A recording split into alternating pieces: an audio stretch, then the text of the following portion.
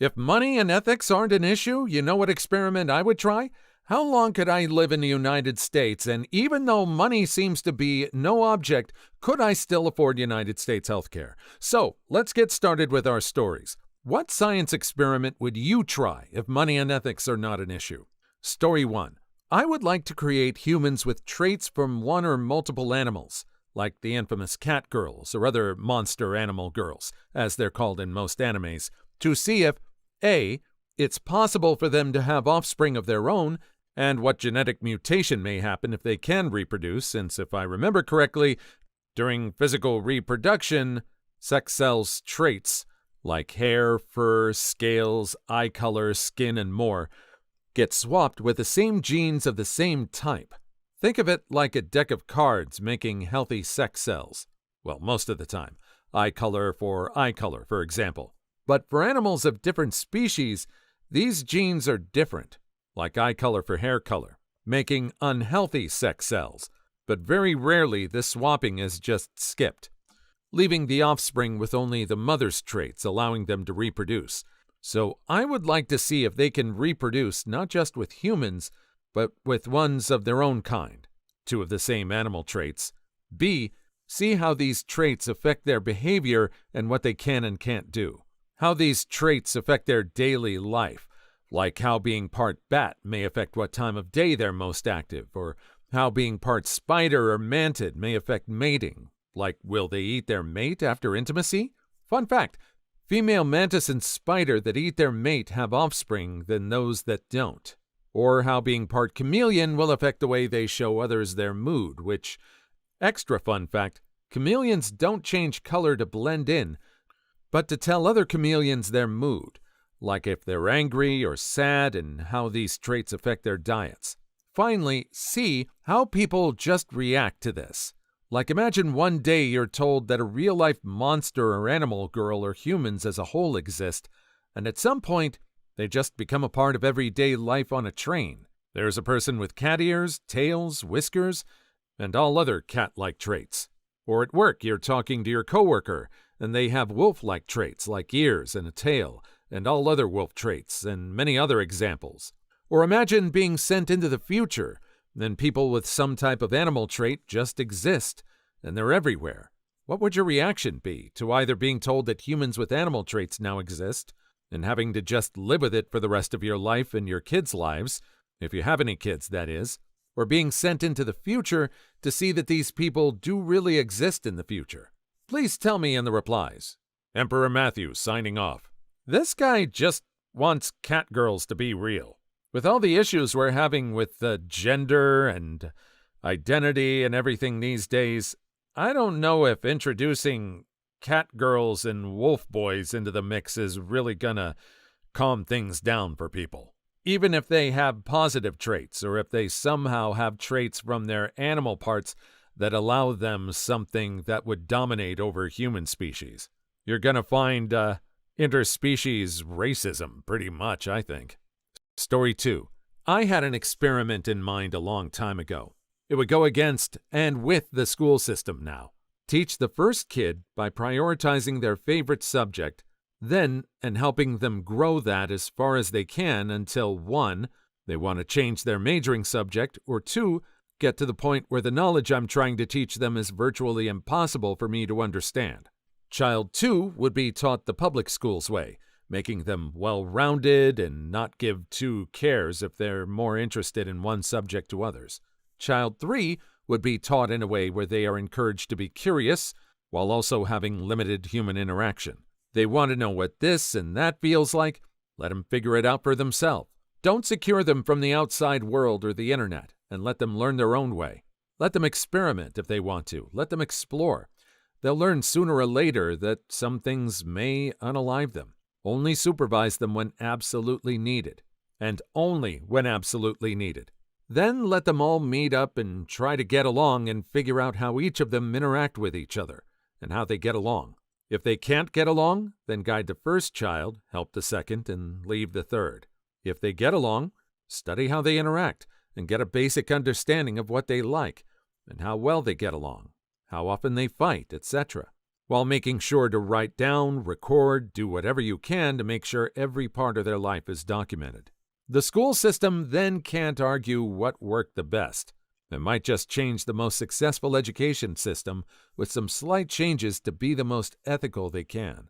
I really don't like the school system. Side note, this is the most effort I've put into writing or typing something in a while. I didn't put this much effort into my English essay. Ethically, this one's pretty tame. It's kind of like this guy wants to go Truman Show on 3 kids all over the education system. Isn't there some kind of alternative school system where they let kids learn at their own pace already? Is this guy actually a behavioral scientist in some way? Story 3. 1. Raise a pair of identical twins in the same family under the same conditions. As infants, one is only fed baby formula by the father, while the other is breastfed by the mother. I heard a rumor that children who weren't breastfed have less emotional attachment to their mother and become more rebellious as teens or adults. So I'd like to see how different the twins' personalities would be if no other differences were involved. 2. Take a fertilized human egg. Wait for it to split into 2. The first goes back into the mother to develop into a human. The second is quickly genetically modified to never develop a brain further than the sections needed to regulate the heart and lungs. When the infant is fully developed and born, remove half of the brain from the natural child and implant it into the brainless skull of the artificial child. You now effectively have 2 children that share the same brain but only have one half of it. Is it possible for infants to have brain matter removed for medical reasons and they grow up normal and unaltered as a result? What I'd like to know is what would happen if that removed matter was allowed to develop itself? Would you just end up with effectively identical twins? Or would they in some way be one person in 2 bodies? 3. Take a young ant colony and place it into a miniature hot air balloon and send it up into the atmosphere or on a boat into the ocean, ideally with small ant-like robots designed to observe and assist the growing colony. It'd be neat to see how or if an ant colony could survive in an entirely alien environment ants have no business being in. For the balloon experiment, I know there's a layer of atmosphere where bugs and spiders float around to travel to new locations. So if we can keep the ants there, they might still be able to hunt in some form. Number 2 is bringing us into the mad scientist category there. Is this guy proposing that 2 people that have halves of the same brain are going to develop some kind of telepathy with themselves? Surely there's somebody that's studied something similar. Maybe they've studied it with animals. Granted, you're not going to find that kind of results out in the open. Maybe if you dug deep, you could probably find some sort of experiments like that happened. Story 4. When it comes to genetics and advancing the human species, I've always thought that this is where cloning could come in handy. Obviously, not all clones should be used for this, but clones are, well, clones. They aren't the original.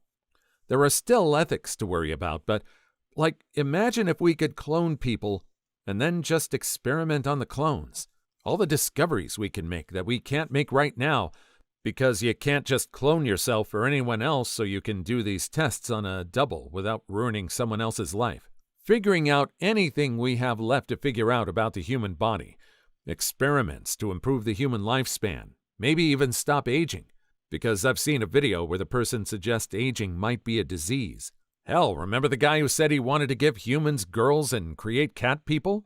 Just make a whole ton of clones of yourself and experiment away until you get the desired result or it just proves impossible. When you find a guaranteed method of achieving what you want, do it multiple times to make sure it's a 100% guaranteed success each time. Then take your findings to whoever you need to, and we can officially start implementing this stuff into actual humans with no worries about consequences, because all the testing has already been done on clones. Before you know it, humans have gills and we have cat people as a new humanoid race on Earth living alongside us. Story 5. I'd be interested to see how different groups would react and adapt if they were kidnapped and placed in an inescapable environment. The environment would have shared areas, dining room, bathrooms, and a room with chairs, tables, and writing supplies, and one small bedroom per person. No connection to the outside world, and only artificial lighting. Always on for shared areas, switch-controlled in bedrooms. And all food would be given out on demand by machines that are automatically refilled. And then a bunch of different groups would be caught and put in there. Let's see how a group of friends, a small family, a group of people visiting a UFO conference, a group of people who don't speak the same language, a group of deaf people, a group of people who do the same job but don't know each other, a group of people with the same or very different political ideologies, a group of depressed people, etc., would react to this and how they interact with each other.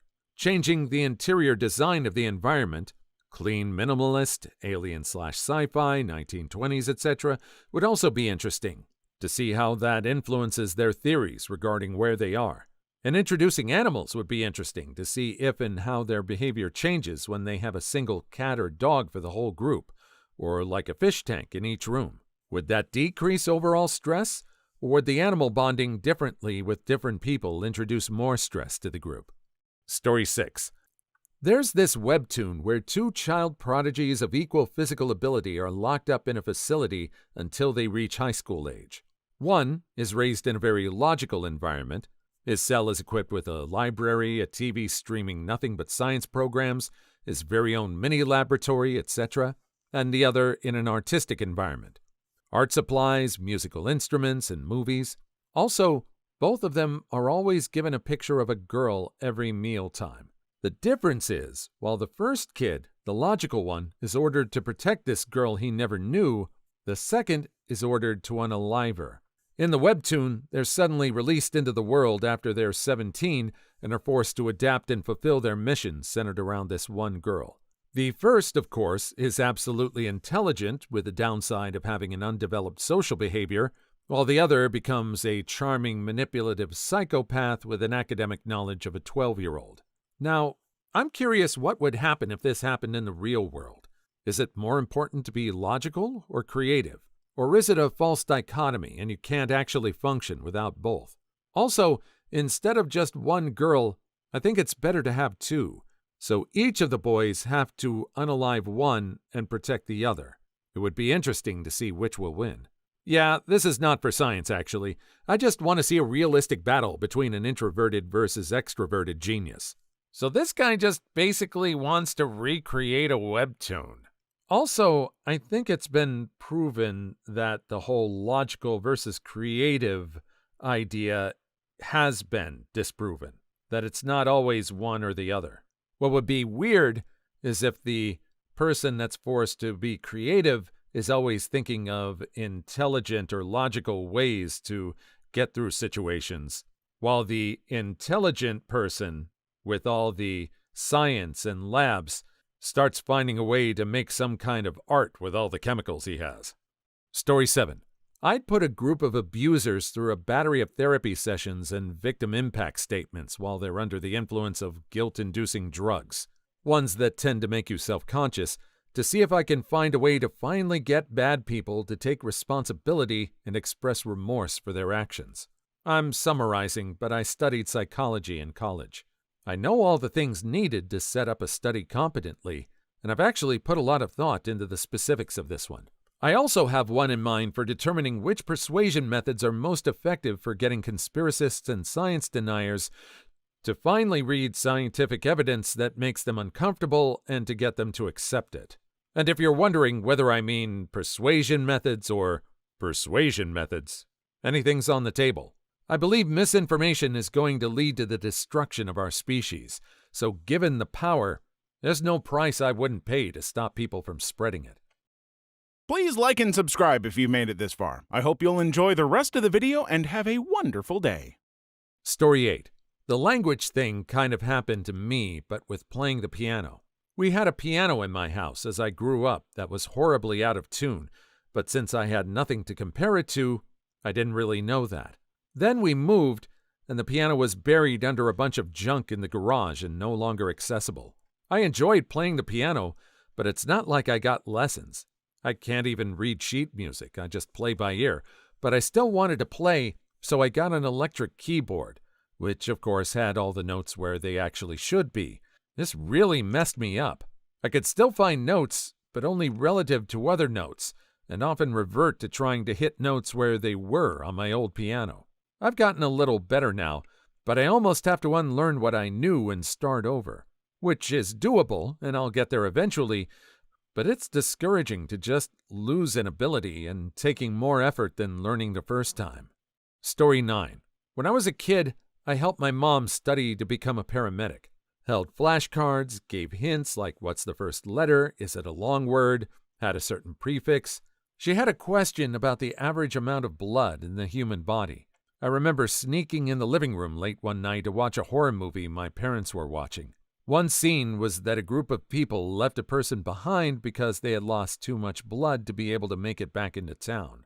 So after she got the question right, I asked, how much blood can a person lose and still be okay? I wondered how they could tell it was too much or if they gave up on the person too early. I didn't mention the movie so I wouldn't get into trouble for watching it. Mom commented that was a disturbing question and moved on. Never really looked into it.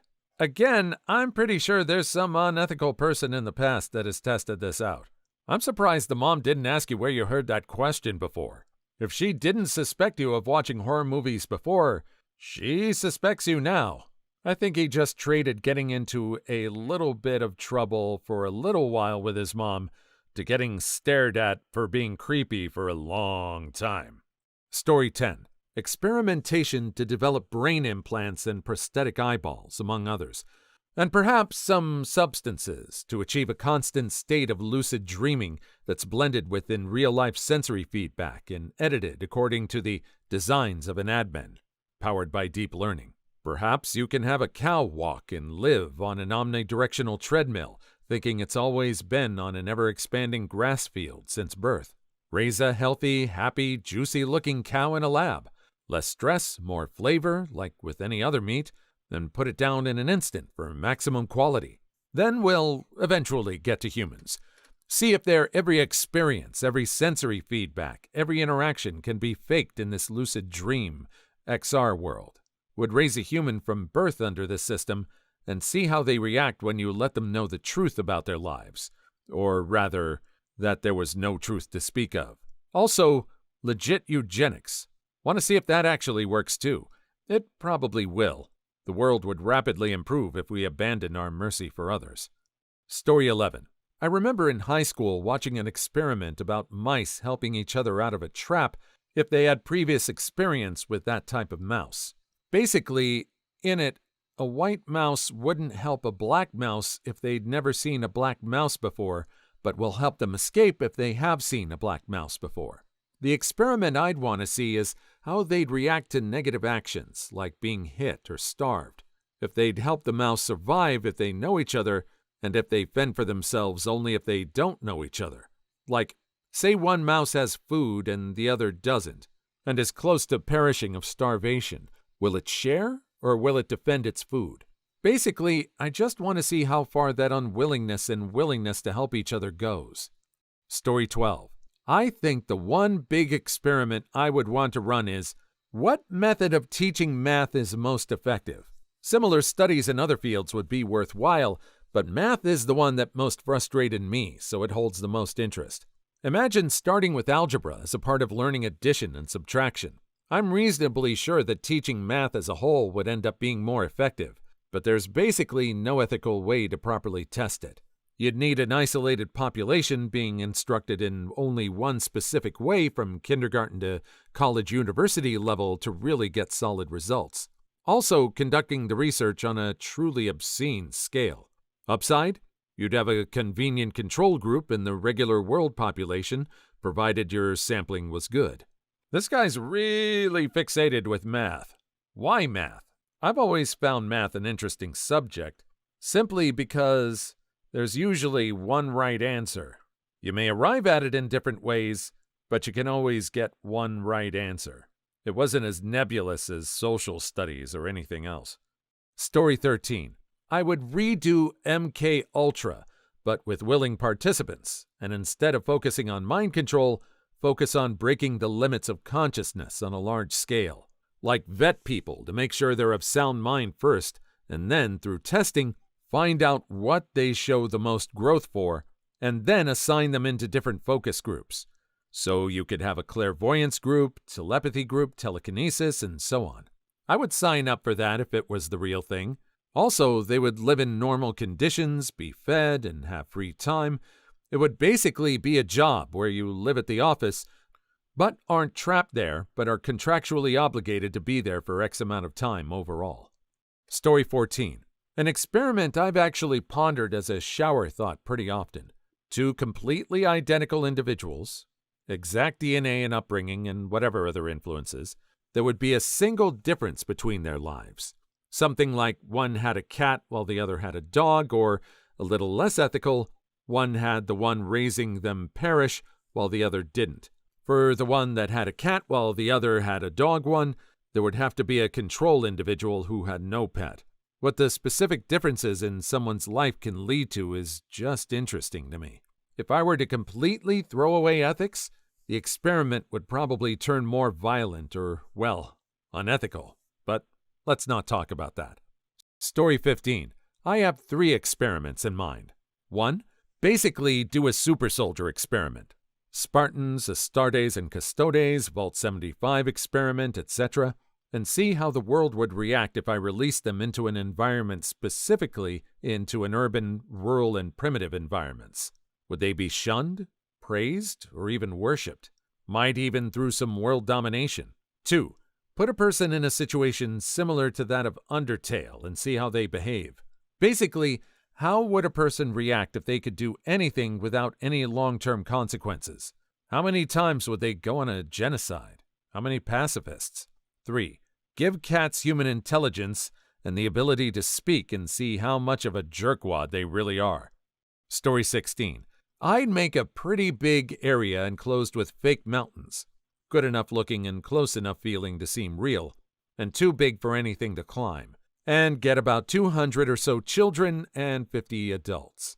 I make a recreation of an ancient place, like Scandinavia during the time of the Vikings or whatever, and use those 50 or so adults to make a pretense to said world, as if this hasn't existed only for a brief period of time, and use modern technology to imitate things that could only be explained by mythology, and see how close I could make it to an actual previous civilization until they become different. Story 17. How much pain does it take to break the mind? Quite a few pieces of media show people losing their mind due to torture, but I would like to know the exact amount of pain to cause a psyche to shatter. Example of what I would want to find? What technique is best for the results? How does one person cope with the pain?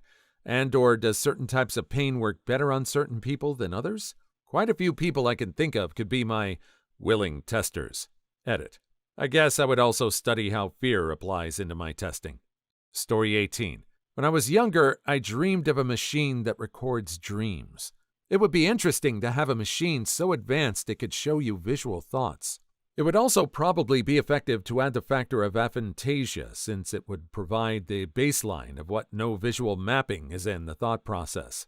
I could probably also map what we see through our own eyes, effectively showing those with schizophrenia's hallucinations and color blindness. I don't know how it would be done, but still a cool concept. Story 19. I'd raise 2 kids under completely different parenting philosophies and see how they turned out. True, parents already do this by showing favoritism, etc., but this would be intentional and documented. And not necessarily worse strategies, just different. Maybe one receives a more stern, tough love but still loving approach, the other follows a more relaxed style. I don't know specifics since I'm not a parent. Would be interesting to see the psychological effects on the kids, especially when they realized I was treating them differently and tried to figure out why. Story 20. The one I'm thinking of is to try and figure out at least a bit more about nature versus nurture. I would take 2 newborn identical twins and put them in separate rooms. These rooms will look exactly the same and will be large enough for the children. I would provide them both with all the exact same stimulus at the exact same time. This experiment would last for 18 to 25 years, starting from their birth, and would be designed to find out how much impact nature and nurture have on developing minds. Story 21. Life extension experiments on human subjects. Also, probably a lot of research into mind-altering substances to see what they can actually do to the mind. One thing I've wondered is what happens if you give someone both a powerful psychedelic and a powerful nootropic. In other words, How would a very sharp, focused, and alert mind react to one of those profound semi-religious experiences people keep having? Also, psychosomatic exercises and self-hypnosis combined with substances. Story 22. The goal of the winter blooming rose is exactly that, breeding a rose that blooms in winter as opposed to spring or summer. It'd be a pain in the butt because roses are already extremely delicate as far as flowers go, and you'd have to selectively breed the earliest blooming flowers generation after generation until they eventually start blooming in winter. There's probably at least half a dozen other factors I'm not even aware of because I'm not a botanist. Story 23. My dad has told me about some interesting things that happened as his dad was on his deathbed. He was resuscitated from a flatline 6 times, perishing on the 7th. Apparently, he told my dad that he looked down during the flatlining and saw his own body. If the situation can be replicated, we'll have a glimpse of what comes after expiration. Please leave your story in the comments. I would love to make a video on them in the future. Also, don't forget to like and subscribe.